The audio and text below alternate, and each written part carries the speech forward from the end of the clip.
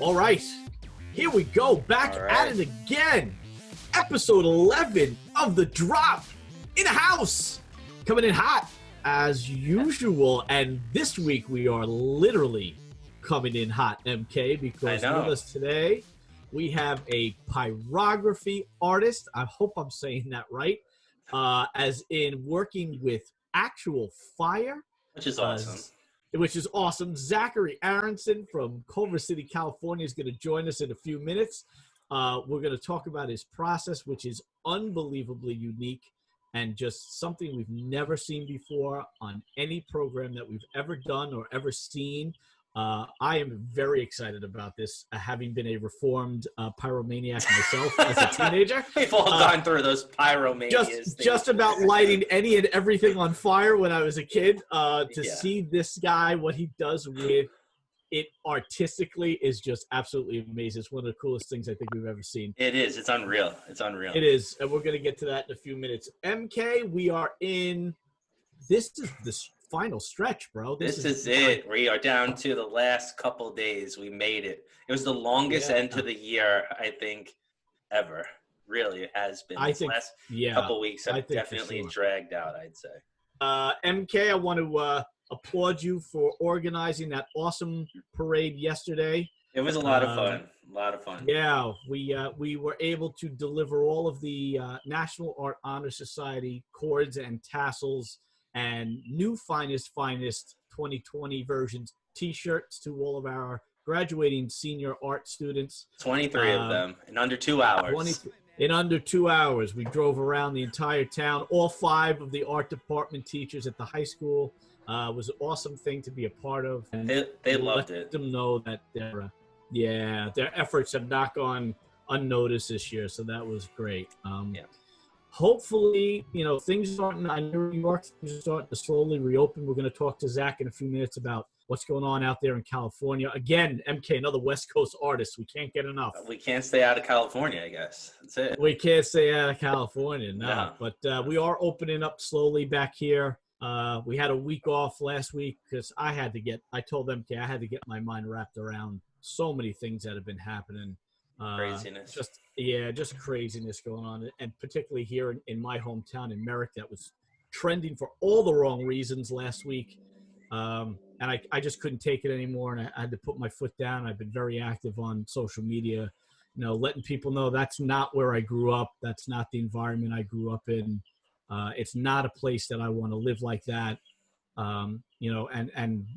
My family got involved in marching a little bit and getting involved with that because it's just ridiculous and unnecessary to have to deal with that kind of stuff now in 2020, especially having lived here for 42 years and just, getting such a bad rap for no reason. I wasn't going to take it anymore. So I told MK, I need that week off, bro. Let's take a hiatus. I think everybody needed a week off across the board. I think so. It was an important week to kind of draw focus to important issues. So it ended up working out. Right. I know you struggled a little bit because, you had nothing to produce last weekend. I think you were chopping it up a little bit. I know. There's no editing last weekend. No editing. My computer didn't move around my house. It just stayed upstairs in the office for the girls for school. And then now it's back downstairs, which by Wednesday it'll be down here for the rest of the summer. So I won't have to move it up and down. It's been like moving computers. I'm the AV guy for the house now. Yes. I'm doing nonstop AV work. It's Zooms, It's moving computers, setting up screens. It's I'm anxious for it to be over. I can't wait. Yeah. We dropped off textbooks today. It was bittersweet for the 2 little ones. In fact, my youngest, when we were walking, we put them all in the backpacks and we're walking back up to school with them. And Hattie, my youngest, turns to me and says, "Dad, it kind of feels like the first day of school, but it's not." I know, Hattie, it's not. So, we got our fingers crossed that September's coming around. And I'm hoping this is not the future of education, at least for the arts, for sure. We need to be with those kids. We need them in front of us, and they need us in front of them. It's just too important. Which brings us to our artist today, who's had plenty of exposure with his artwork to the public, Mr. Zachary Aronson from Culver City, California. Hello, Zach. Welcome to the program, my friend. Hi, Tom. Thanks for having me. Oh, happy to be here. Yeah, absolutely. We are thrilled. I've been following Zach for quite a number of years. on Instagram and watching his progression and this unique medium that he uses. As I said earlier in the program, just being obsessed with fire as a kid. And I blame my father for that, by the way. My father was always like, "Oh no, here, use this model glue. That'll help it light faster." Like that kind of crazy stuff. Like everything from model cars to action figures, you name it. I was lighting it on fire as a kid and doing all kinds of stupid stuff with it. I'm lucky I didn't burn my house down. But to see what this guy has done with this medium, Zach, why don't you, for everybody who's tuning in, why don't you just give us a little bit of background first on where you grew up, how you got involved in the arts, why it's been so important to you. Let's kick off with that. All right, sure. I'm from Los Angeles originally, actually, one of the elusive LA natives, but I've been passionate about art ever since I was a little kid. I was drawing ever since I could pick up a pencil and was pretty confident from a young age that this is how I wanted to spend my life. So I put everything into my art and took all the art classes in school and went to college for art, and then grad school for art right after that, where I accidentally ended up with a degree in set design, but that's a whole nother story. Oh, wow. Yes, and I was going to mention that we looked at your bio right after we met with Zach on Wednesday. We had a great conversation, the pre-check, getting to know Zach and his story a little bit and what he does, and you showed us around the studio a little bit. And when I looked at your bio, I noticed that scene design, an MFA in scene design from California Institute of the Arts. What was the original plan with that? To go and work for like theater districts? Is that it? Not exactly. I actually went to Cal Arts for the Master's in the Art program. Oh, okay. And okay. I clashed with the faculty quite a bit because they wanted me to do something different. And right. After my first year at Cal Arts, I was a little frustrated with the lack of gallery space and lack of support from the art department. Really? So I had this idea. I wanted to do this large installation sculpture in the front of the school. There's this big grassy field and there's never anything there. Right. So I came up with this idea for this sculpture. I called it the Labyrinth. It had 166 foot tall panels built into a maze. And I brought it to the art department. They told me I couldn't do it. And then I brought it to the Institute and they said, "How can we help?" Oh, so I made awesome. this massive installation. I worked with students from every school at Cal Arts. I had a composer do custom music with 12 musicians. I had 4 actors with unique pieces, dancers choreographed a piece for this like happening. And the dean of the theater school walked through it on the way to his office one day, and he tracked me down and invited me to the set design program, which I didn't even know existed. But wow. So I did. So I ended up doing both programs at the same time and left Cal Arts with degrees in both. Wow. But So my set designs are really large-scale installation sculptures that just got to the scale where people began to perform in them.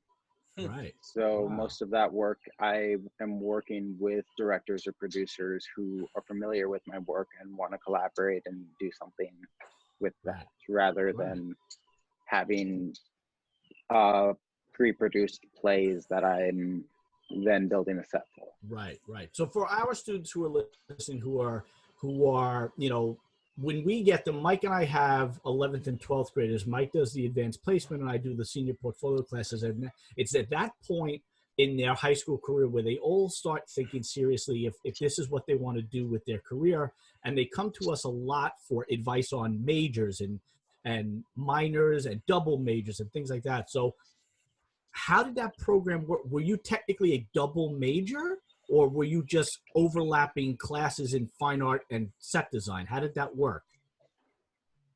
I believe I was technically a double major. Okay. I don't know. They called me the hybrid. I was somewhere between the two programs, but I was taking classes of both.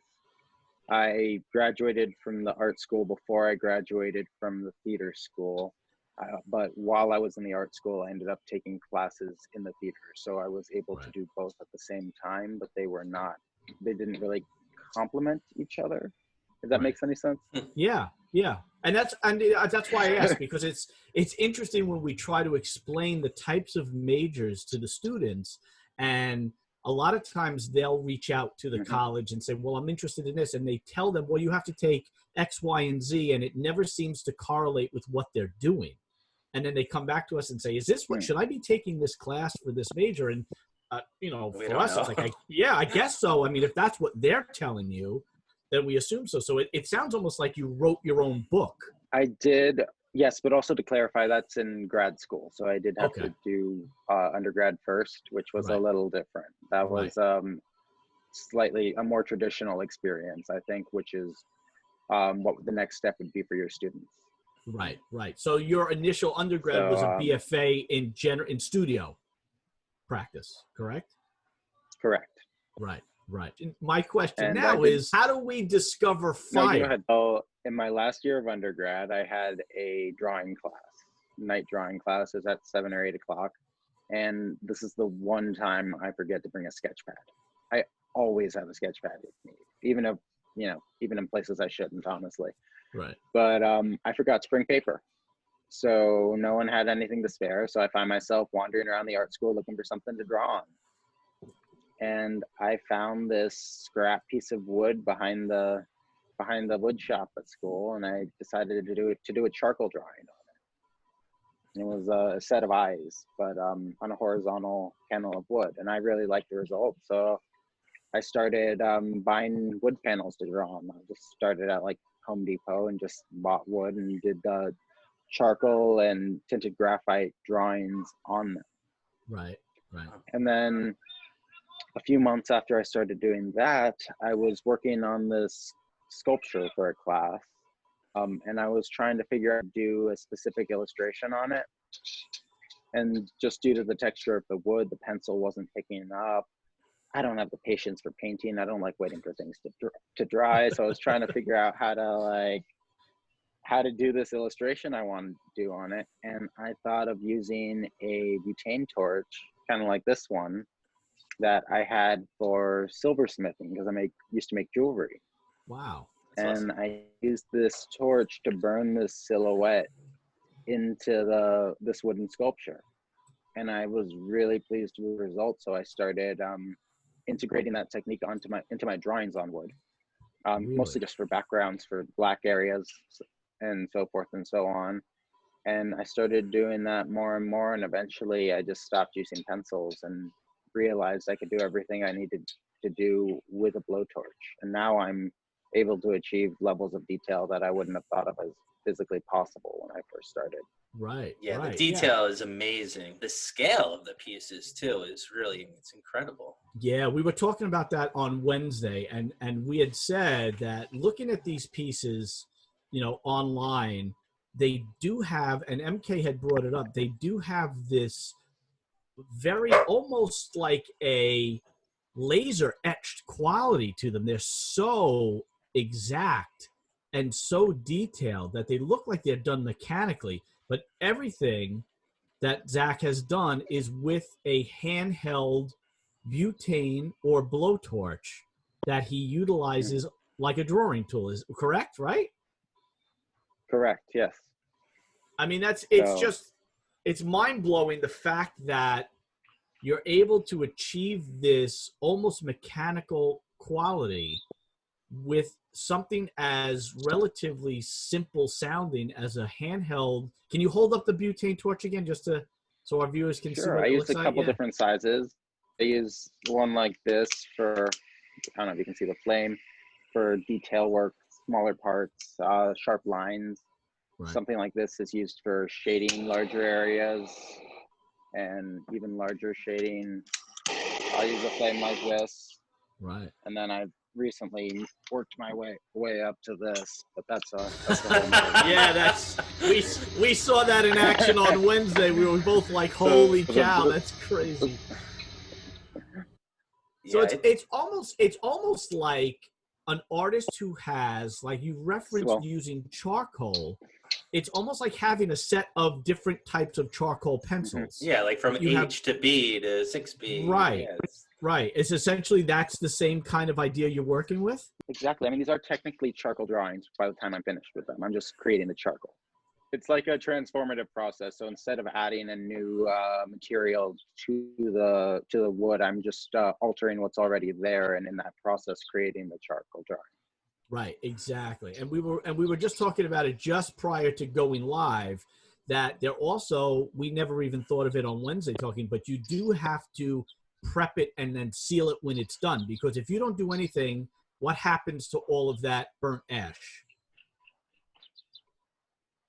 I mean, if you don't touch it and you keep it in a dark environment, it'll be fine. But in essence, these are charcoal drawings. So if you want to protect them, you have to put a sealant on it, like a fixative that you would on a drawing. I am working on wood, not paper. So I can use something that's a little heavier than that.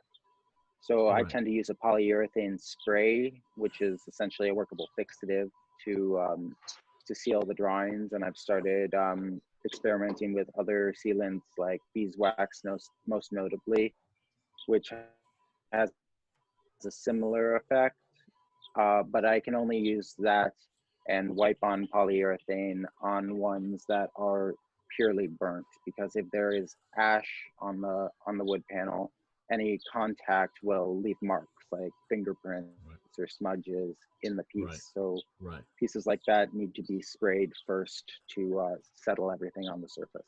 Right. It's almost like a prefix, and then you go back in and fully seal it too. What about your choice of actual surface material in terms of wood? Do you have a preference? You work on different variables of wood? Like how do you decide what burns well? Experimentation. I work on all different sorts. I started mostly doing redwood and pine, which result in really beautiful patterns just due to the grain density, but they are softer woods, meaning they burn faster. And when it burns faster, I'm not able to get as much detail. Because if I have a dense wood, like this mahogany that I'm working on, because it takes longer to burn, I'm able to do a lot more layering. I've also experimented with different types of plywood, it's easier to get larger pieces, it's cheaper, all that, but you can't expose that to too much heat or too much depth, or it will go through that first layer. And then you'll get to the glue underneath. So I pretty much, with the exception of some like small pieces, like this, that I'll do at Livos, which are on birch plywood, I tend to try to stick to hardwoods. And I've been really experimenting with this mahogany in the last year or so, and I'm also branching out to sort of live edge wood slabs that are just cut from trees that are really great to work on, but also are large and heavy and way denser than wood panels. Where do you get most of your wood from? Different lumber yards mostly. I have have one around the corner from me called Anderson Plywood that I get all my mahogany from. It's a very unusual width. Like it's rare to find panels that are 2/3 or even half the size of what I'm working on. So it's not something you can just go out and buy. But probably not cheap. The wider they get, right? As they get wider, they get more expensive. Yeah, too. It's not cheap, but I built a relationship. Yeah. Well, it's not necessarily. It's by the board foot, so it's not more expensive per square foot. The wider it is, it's just there's a limited supply. Yeah. So I built a relationship with this lumber yard where they will contact me when they get in a new shipment of this, and I pretty much go in and buy it all. Wow. They actually contacted me this morning, so I'll probably be going in the next few days to give them more of my money. Yeah. Because I wouldn't know where to buy this anywhere else, and I go through them relatively quickly. I have hundreds, probably over 1,000 different portraits in my studio right now, and wow. They happen relatively quickly. Each portrait is done freehand from life with a model there. So it's all done in real time. So after that's done, I will, of course, work on some details, doing the finishing and everything, but the bulk of the portrait is created in one sitting. Why do you prefer to work that way instead of working from a photo reference? That's a good question. I've never liked working from photo references, even with my drawings. There's something I don't know. There's a life that I'm able to capture in working from life that I haven't been able to replicate from photos. And I love that process, that relationship with the model, and in that I enter this kind of flow state, if you will, where I feel like I'm channeling something. I just take out the torches. I have the person there, and I don't even think about what my hands are doing. I just go into it, and 2 to 5 hours later, it's there. That's awesome. When I'm doing it, I couldn't even like tell you step by step what I'm doing. It just kind of happens. And I think a lot of what makes that happen is that energy of someone else, that relationship with that person. I also do a lot of work at live events where, concerts, festivals, galas, that sort of thing, where I'll go and I'll bring blank pieces of wood, and I'll either bring my own model or just pick volunteers, pick people who are there who didn't expect it, who have never seen this before. And if you ask pretty much party if you can steal them for 20 minutes, do a fire portrait of their eye, they're gonna say yes, because I would think they've so. never seen this before. Yeah, there's hundreds of those just from people who didn't expect it for that experience. And it is a very like intimate experience at times, which is sort of interesting. Like, I'll pull this person over, I'll do this. The thing I do most frequently are these eyes that I showed you, but I can do this in 20 minutes or half an hour now. But in those 20 minutes, I'm probably making more direct eye contact with this person than they're going to make with anyone in a year. And sometimes I don't even know their name yet. Yeah. So that's another sort of interesting part about it. And another reason I like working from life and sort of making sure that person feels like seen and acknowledged and valued. And is that also a large part of the subject matter, why faces and portraits are so important in your work? I believe it is. Ever since I was little, like I was saying, I'm 5 years old and I'm drawing faces, whoever's around. And I've just always had this fascination with faces, portraits, figurative work, and just trying to sort of figure out and capture what makes someone uniquely themselves.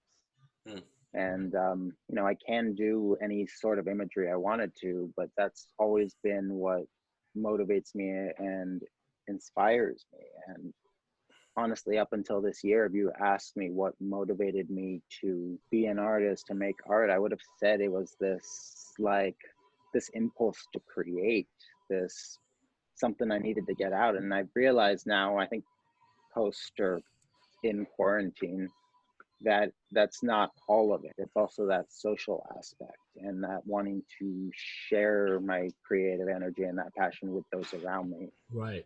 And that's something I've definitely been lacking at recent months. Yeah. And it's been kind of a recurring theme with a lot of the artists and guests that we've had on this program the past 11 weeks, was that need to feel connected to someone else. How has the ability to stay creative for you particularly been so valuable for you during this whole thing? Because we've said it on prior episodes that a lot of our students have felt paralyzed creatively, that they can't come up with anything because of everything that's going on. But you've seemed to have stayed the path and been able to still kind of create as you go. How important has that been for you? Well, honestly, it's been a challenge. And especially at the beginning of quarantine, all of a sudden I'm not able to have portrait sessions. Right. And that's always been the thing that's driven me to create. So when this all began, I was very hard on myself, feeling like I need to be making something every day. And I sort of I've always equated my productivity and my worth in the artwork and the amount of artwork I've created. And this has been it was actually, the first few months of this was a really, I think, good thing for me. It was a time to step back and sort of realize that it's okay not to be making all the time. It's, it's something that feels forced. It's not going to be as good. It's not going to mean as much to me, and I'm not going to have fun doing it. And that's honestly what it's all about. So I took a step back from having portrait sessions because I had to, and I worked on other things in my life, focused on, keeping in touch with friends, staying social, working on my health, all of those things. And that was, and just, I think, understanding that you don't need to be making constantly isn't really important. And it's those times in between that give you a time to take a breath and think of new ideas. Mm-hmm. And at a certain point, I was like, I just was itching to create too much. And I was like, what can I do that's new? Because I can't do what I'm comfortable with. Right. That's when I broke out this flamethrower that I've been hanging on to and just thinking like, well, haven't used this yet. And I was just playing around with different techniques I can get. I'm like, I came out of my boredom. I'm like, I just want to set something on fire real quick. But, and like what different effects can I get with this that I have it safely in a controlled environment? And actually it's never actually on fire. It's just looks like it for a second. Honestly, with a lot of the materials and the environments I'm working, I don't think I could start a fire if I tried. Is your studio open air? I have an indoor-outdoor setup, so part of it is enclosed, and that's where I keep all my finished work to keep it protected. Yeah. That's also where I do the bulk of my portrait sessions because I'm able to have controlled lighting. Mm-hmm. If I were to do it outside and I had a 3, 4, 5 hour portrait session, by the time I got to the end, the shadows would be so different than when it began that it would just mess with the whole portrait. Yeah. But I do use my outdoor area when I'm using the larger flames or when I'm building installations or doing more sculptural things and I need some space. Yeah. It's incredible to just envision the way your mind has to attack a piece from the beginning, because I watch your process videos on your Instagram feed all the time, and I'm just fascinated with the lack of necessity to draw it out first. Like everything is just straight on, right from the get-go. Like what happens if you make a marker, you make an area that you don't want? How do you handle that? Sometimes I use some sandpaper to layer it, to like scratch away at it, but it doesn't really erase. It's more like smudging with charcoal. Right. Okay. Occasionally what I'll do is sand something down and then burn on top of it to allow for more detail. But it doesn't work so much like a mark. You still have to burn on it and you can't really erase. But what I do is when I'm working, because of the different flames, I start with a lighter burn. And I'm not starting with the darkest lines. So if I do a line and it's a couple inches off, I can then do another. And by the time I get to the final portrait, that first line that is so light is just a shadow. Right. And it isn't a hard line. So it is very much a layering process, especially on the harder woods. And that's what allows me to do this all, or part of what allows me to do it freehand.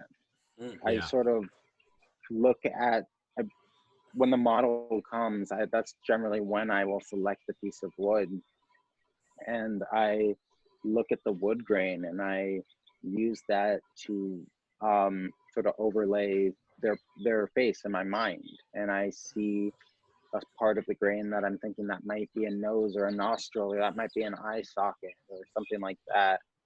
And then I have them pose accordingly in that angle, and I sort of fill it in. But before I even start, I visualize the entire portrait and where it goes.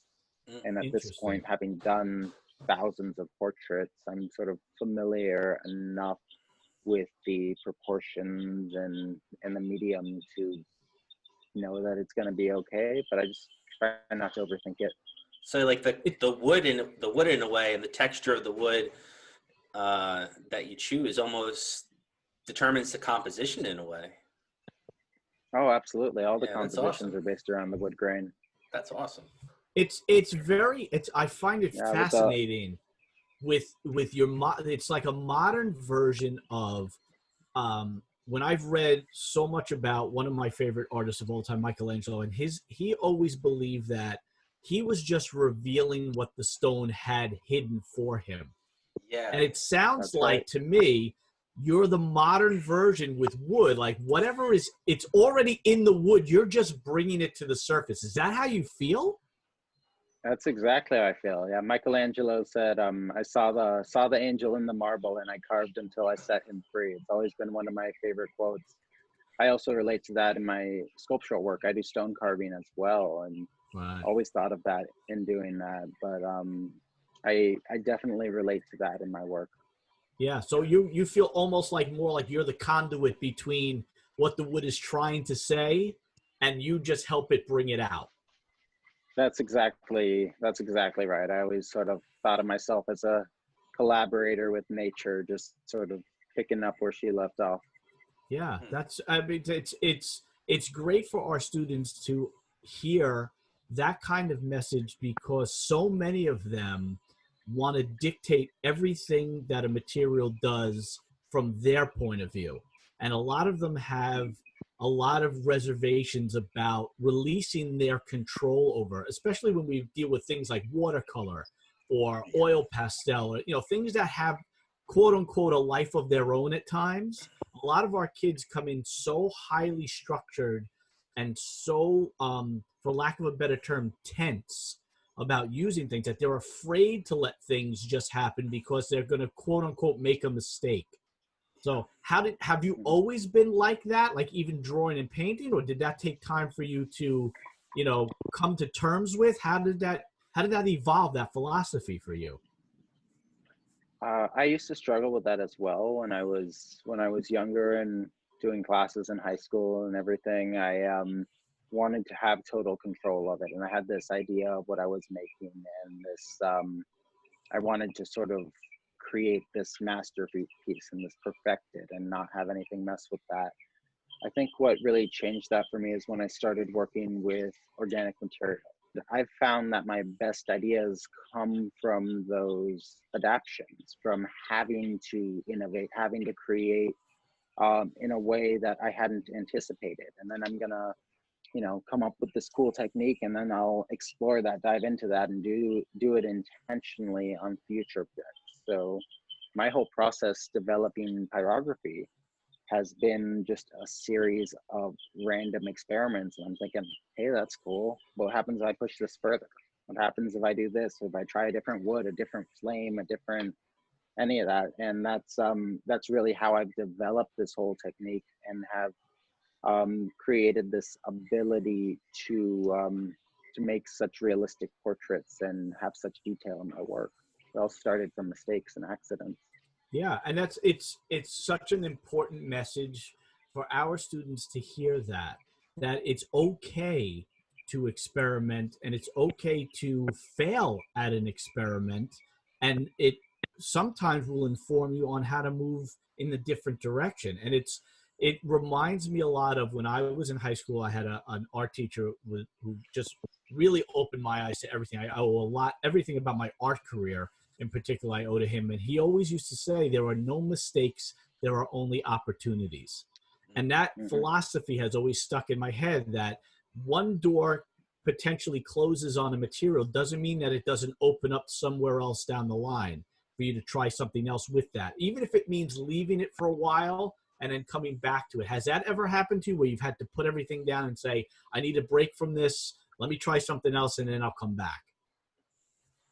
For sure. Actually, what you were just saying reminded me of this mantra that a printmaking teacher of mine had. It was, not every piece a masterpiece. He's like, stop trying to make it perfect. Just make it, get it done, and then do the next one. Yeah. Right. And that's really stuck with me. So, I do sometimes get sort of frustrated with a piece and put it aside and do something else. But I struggle sometimes with that because I am so in love with the process of making something live with that model. And that's my favorite part, that sometimes it is difficult to go back to a piece that I'm sort of needing to finish. I'd rather just start a new one and make something great. And because I'm coming up with this medium as I go, I keep getting better, like rapidly. It seems that every year, the best thing that I did last year, I might not even put in a gallery show now. Right. Like, if someone asks me what my favorite portrait is, it's usually one of the last three that I've done. the wood panels really are just like pages in your sketchbook. Really, it's just that they're giant pieces of wood. But the way that you approach it is as if you were drawing in a sketchbook. Right. Yeah. It almost feels like every piece is designed to inform you further down the line. Yeah. That you're like and a learning you're always, process. I was just gonna say, and you're always learning from whatever it is you've previously done, and the drive that you have to improve on whatever you've done in the past is also another great message, because we have so many kids who, once they lock into something, that's all they want to do, and it gets rote, and it gets redundant, and it gets stale after a while. And if they don't feel like they've evolved at the end of it, then it seems like the journey wasn't even worth it for them. Is that how you feel too? That it's part of that journey for you? Oh, absolutely. I've always felt that way. It's funny you mention sketchbooks. It's like I said earlier, I always have mine with me, and that's been throughout my life. So I have in my home there a bookshelf with every sketch pad that I did since I was in middle school, with thousands and thousands of drawings in chronological order. And that's sort of my history. And I like sometimes looking back and watching that progression and seeing where my work was going. And that is very much the history of my artistic process. And it is so important to just go through that, look at what you've done and build on that. Right. And to sometimes just take a breath and look back at where you've been and see where you are now. Yeah, and it's funny. I'm about to say this, and my father just private messaged me on the side. He said it sounds like episode 8 with Say Adams. I was thinking the same Say thing. Adams. Yeah. And Say Adams said his one big piece of advice to all of our students in episode 8 was never throw anything away. Whatever it is that you do, because you're the one decades from now when you have a gallery show or you're in a museum retrospective, or you have all of these collectors, you're the one who's going to have all of those original pieces and know where you came from, and you're the one who's going to be able to appreciate and say, look at where I started and look at where it's taken me now, and look at this journey that I've been on and how rewarding it is. And that was the message he really wanted to get across. And it sounds like you share that exact same philosophy. Is that correct? I could not agree more. I kept everything. I have sculptures I made from paper and Scotch tape when I was 5 years old that I will not get rid of. It is, it's a space problem, but it's definitely worth it. Yeah. There are, hundreds of sculptures and thousands of drawings, and it's they're very precious to me, even though I know I'm never going to show them to anyone. Right. Because of all that, how important do you view it as an artist to also be a communicator? Because it sounds like those philosophies kind of go hand in hand, like wanting to save everything you've done, like a record of everything you've done. Sounds also like somebody who would document history, per se. Do you feel, how important do you feel being a communicator as an artist is for you personally? Well, I think there are multiple levels to that. I think digging into what you were saying about having memories in that, having that be a representation of your past and your history, I think that is a very personal thing for me. I have a very visual memory, and I have drawers full of thousands of objects that will remind me of certain things, and the drawings in my sketch pad are the same way to me. I can open up a random sketch pad and see a drawing that I did in high school, and I'll say that was this kid in the library, and those are the things that document that for me. Being a communicator as an artist, I think is something that's a little more outward. That's what you're trying to share with the world and those around you. So I think of that as a thing. Having sketchbooks or something for my own purposes and my own memories. I think artists make art for different reasons. I think some are trying to communicate their ideas and share those through their art. I think some just have a love of the process and wanting to create, and that's what they want to share. I think I fall more into that category, both of which are Right. valid, and there are wonderful artists throughout history who you can look at their work and you can kind of tell which one they are. That speaks to me in your work. You're so open about your process. And MK and I, for this whole run of episodes, have always doubled down on the love of process that we've had and being fascinated by artists who use process in ways that MK and I normally don't in our own work. And that's why we find artists like you so impressive and so inspiring to talk to, because you also are not afraid to share it. Like, for somebody who does something that's so unique, and we're in this society where everybody tries to keep it close to the vest and doesn't want to give away their tips and tricks, and wants it just to be about them and their work. And, you know, Zach Aronson is the only pyrographer there should be on the planet. You don't have that attitude. You share every single thing that you do, from the quality of the wood that you use to the different kinds of propane tanks and butane lighters. And like, it's, where does that come from, this willingness to share and not be territorial? Is that how you've always been? I don't know. I never really thought about that, to be honest. You know, this is a technique that, you know, as far as I know, I'm still the only one doing it. When I first started working with fire, I was a little worried that someone was going to see this and start doing it and sort of make it known before I did. You know, I mean, realistically, you can buy the materials that I use in any hardware store in the world, and it's cheaper than paintings of comparable size.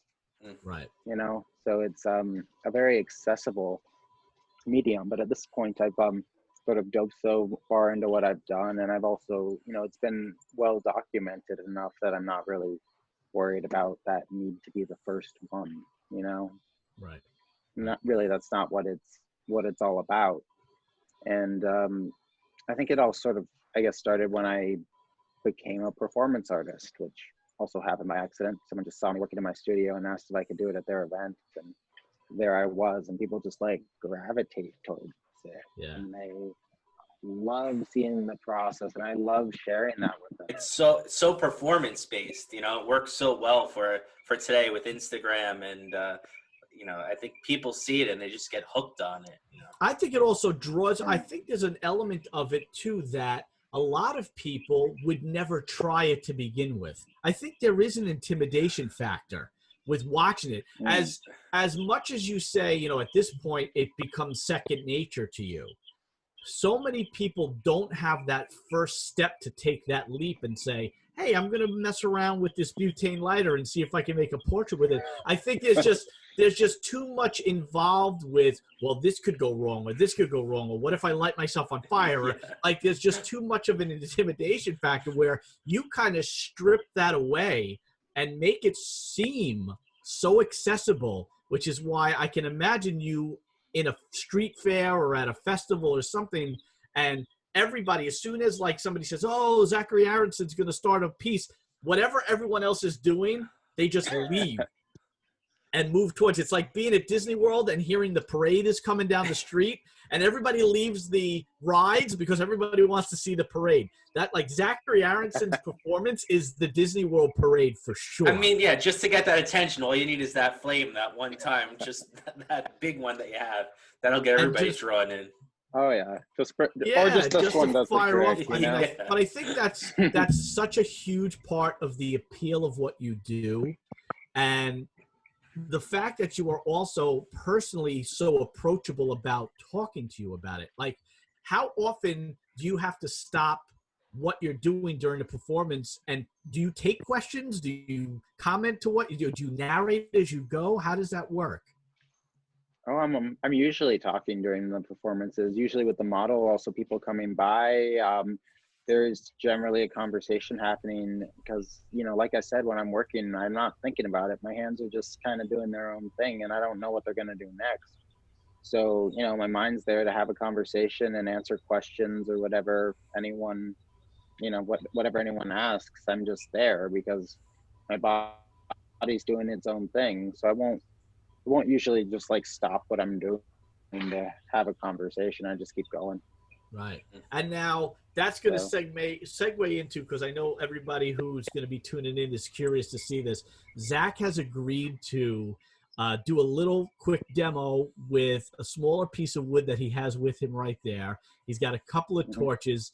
Zach, are you willing to set yourself up and just show us a little bit of what you do? Because I'm fascinated to watch this. So I'm going to do your eye right now. Okay. I won't move. Tom.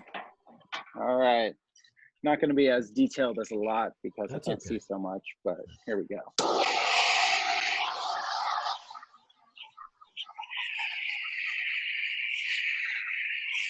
So I use these smaller torches for fine lines, so I'll use the large ones for shading.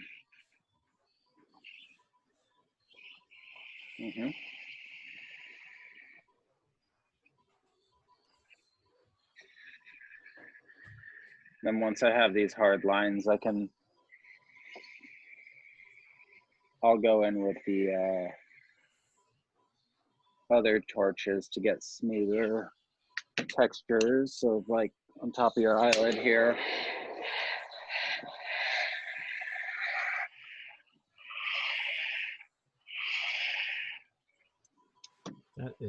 That's crazy. For this one, I'm going to focus more than balancing the whole eye, just for the sake of time in this interview. Right.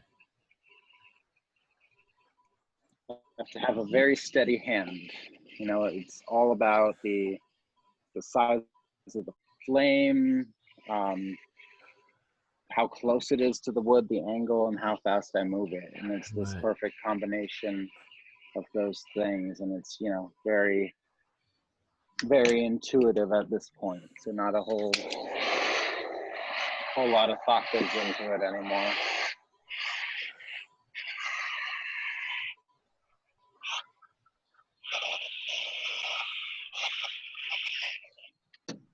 He's literally shading the fire.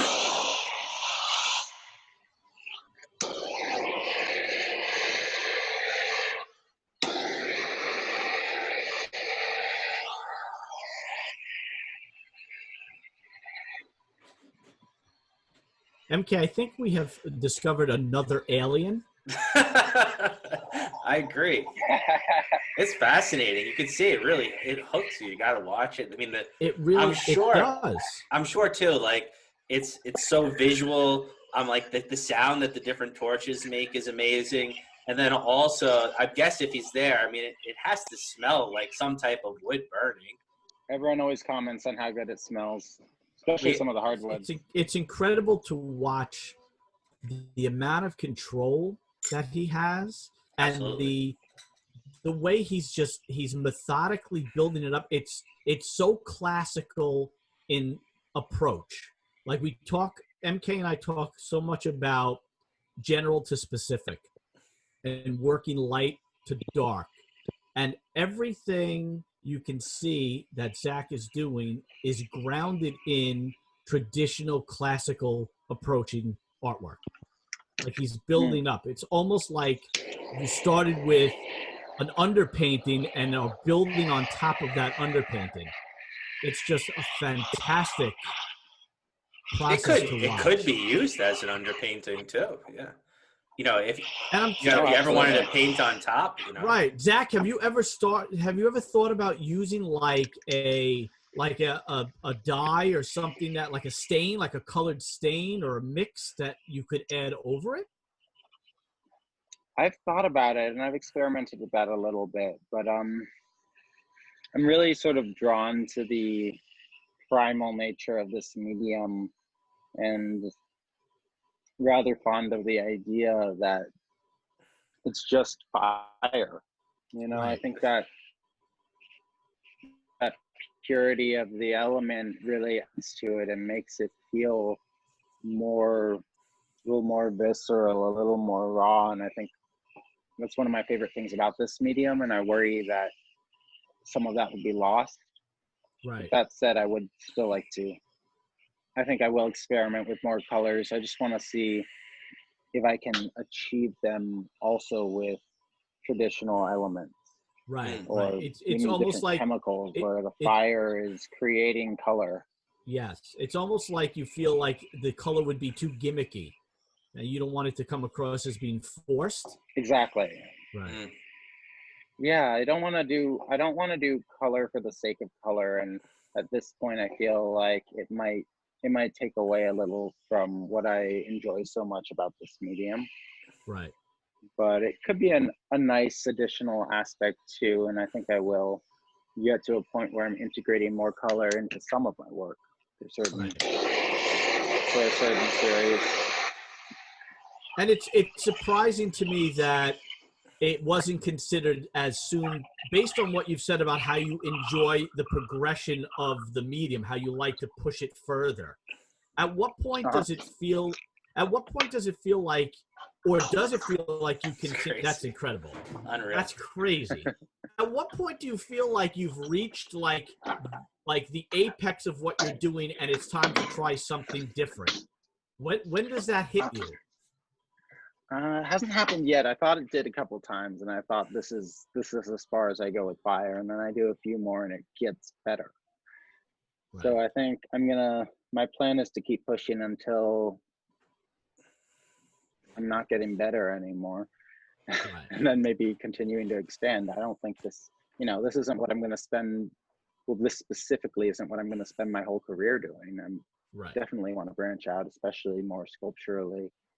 But right now I'm coming so far. I'm learning so much. I'm still innovating so much with this technique, doing what I'm doing, that I want to keep digging into that and pushing that as far as I can take it. Right. But there will definitely be more, so stay tuned. Yeah, no, for sure. I mean, it's so amazing to see somebody who takes something they're so passionate about and investigate it and experiment with it and continually utilize it, and then get to the level that you're at and still not be satisfied. Yeah. Like it's amazing that you've come this far already, and you've impressed so many people with what you've already been able to do, and yet you're your worst critic. That's true in many cases. I am proud of my work, but I still want to keep doing more. Sometimes I'll do pieces at a live event that I'm rushed on, and there's poor lighting, and the person keeps moving, and I look at it and I'm like, this is, almost like borderline embarrassing. And then there are all these people being like, oh my God, that's the coolest thing I've ever seen, and so excited about it and all this. And I'm just like, I'm looking at it, I'm like, that one? But so I am, but I will notice the things that are, I'll do a portrait and people will see the detail and be really impressed. And I'm like, that eye is half an inch too high. Right. So I notice all of those things. Things. Yeah. But that's how you get better. Because if I see a piece and I'm like, this is great, I won't do more. But every time I do a portrait and that eye is half an inch too high, next one I keep in mind, I don't want to do that again. So I'm a little more aware of those things that weren't just right. Constant and growth. The accumulation of those observations that makes the next portrait better than the one before. Right. Yeah. Another fantastic message for our students to hear is, so many of them want to be perfect all the time, and you don't have to be perfect all the time. The journey is so important. The process is so important. The whole experimentation with finding your voice is so important. And I don't think we've found any guest who doesn't encapsulate that whole philosophy. And you just as much, if not more than anybody else we've ever had on, having that, because you're dealing with a material that is so foreign to just about everyone else who hasn't ever worked with it.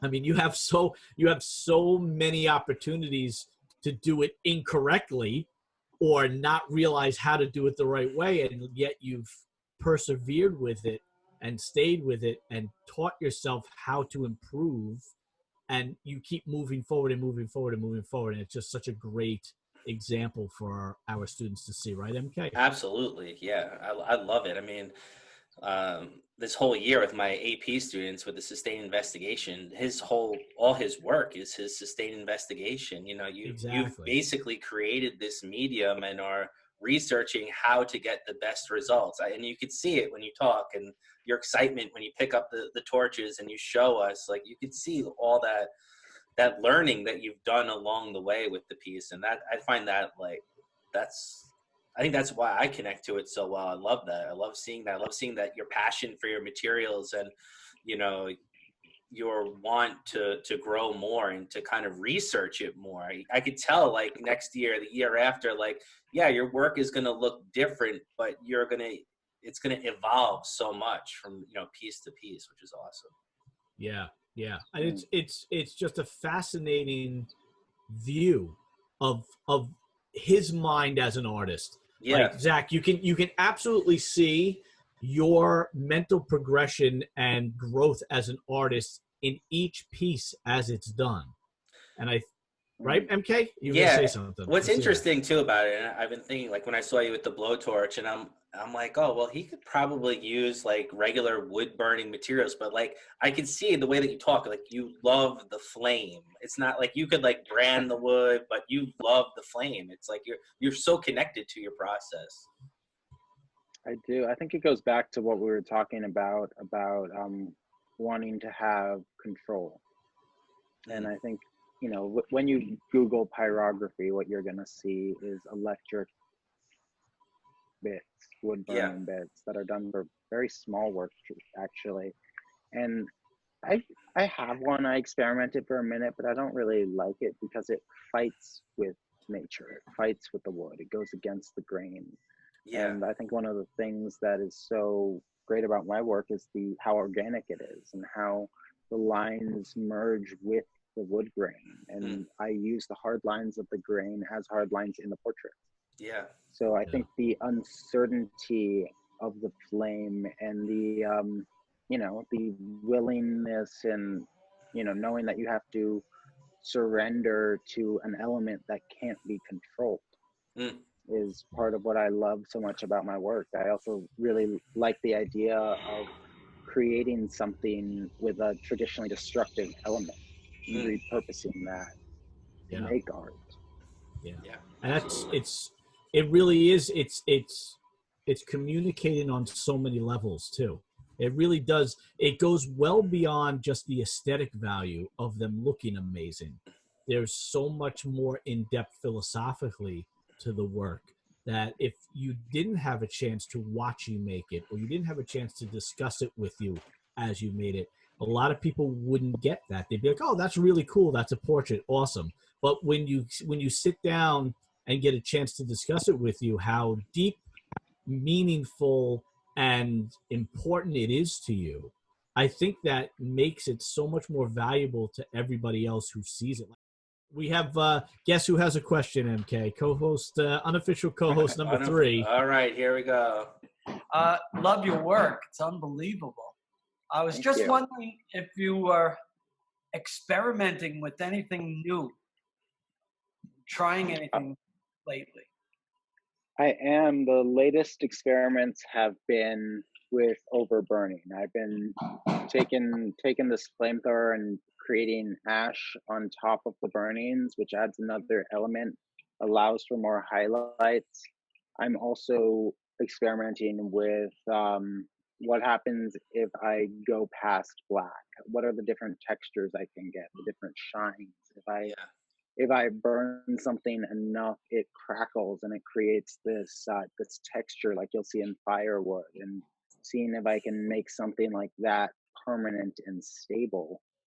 So most of what I've been experimenting with recently have involved really going deep with the flame and not being so precious with my work. Taking something that I like, having something polished, having something delicate, and then just setting it on fire and seeing what happens. And I've really been liking the results and sort of that that relationship between the precise, the delicate, the calculated, and the raw, uncontrollable flames. and finding a place where they meet in a really harmonious way. Zach, I just want to thank you for taking time out to share with us. It's been an incredible thing to watch. I feel very honored to have my eye burned by the one and only Zach Aronson. I think it was fantastic watching you work, and thank you so much for joining us. We hope it's been everything worthwhile for you. And stay safe out there in California. We know things are opening up. Let's just all, like we say, let's stay together, look out for one another, take care of one another, love one another. MK, we made it through another school year too. I know. Yes, congratulations. What year is this for you now?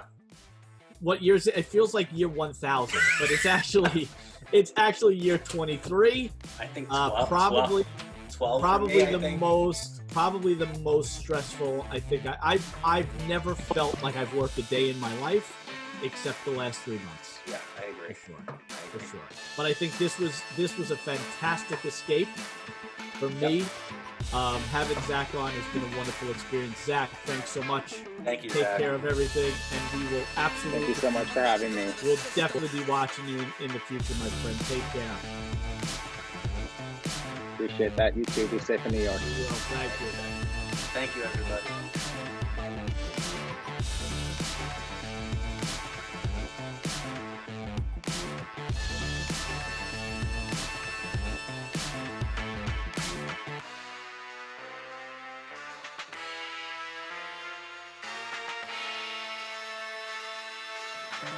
you.